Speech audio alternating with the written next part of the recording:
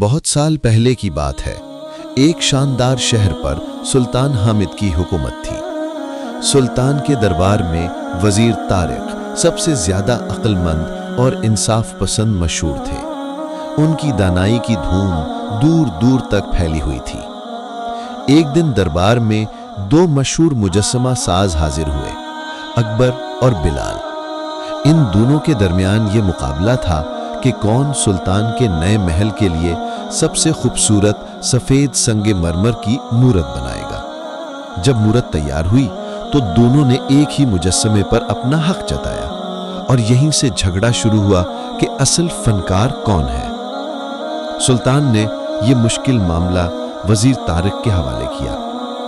وزیر طارق نے غور سے تینوں کو دیکھا اور مسکرا کر کہا، اس مجسمے کا مالک وہی ہوگا جو اپنے فن اور پتھر کے ساتھ ایماندار ہے۔ میں تم دونوں کو ایک آخری امتحان دیتا ہوں۔ اگلے دن وزیر نے دونوں کو ایک ایک سنگ مرمر کا ٹکڑا دیا اور کہا، تم دونوں اس پتھر سے ایک خوبصورت سا پھول دان بناؤ، لیکن یاد رکھو اس کے علاوہ کوئی اور پتھر استعمال نہیں کرنا۔ دونوں اپنے اپنے پتھر لے کر چلے گئے۔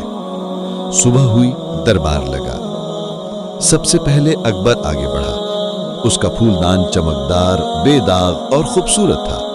اکبر نے فخر سے کہا، دیکھیے وزیر اعلیٰ، میں ہی اصل فنکار ہوں۔ پھر بلال آگے آیا۔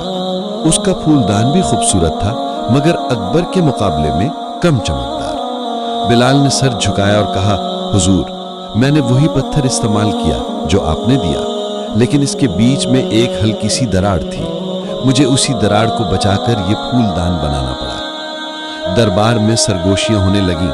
لوگوں نے کہا، اکبر کا کام بہتر ہے، مگر وزیر طارق مسکرا دیے اور بلند آواز میں بولے، اصل مجسمہ ساز بلال ہی ہے۔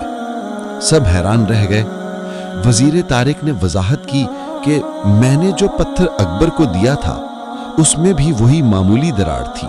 یہ دراڑ صرف تب ظاہر ہوتی ہے جب کوئی فنکار اس پتھر پر سچائی اور محنت سے کام کرے۔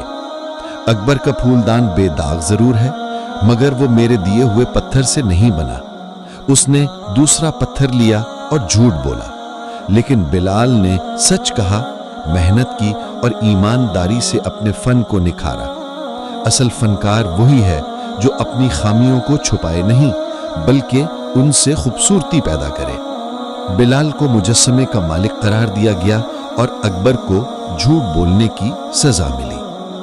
سبق: سچائی اور ایمانداری ہر ہنر، ہر دولت سے زیادہ قیمتی ہوتی ہے۔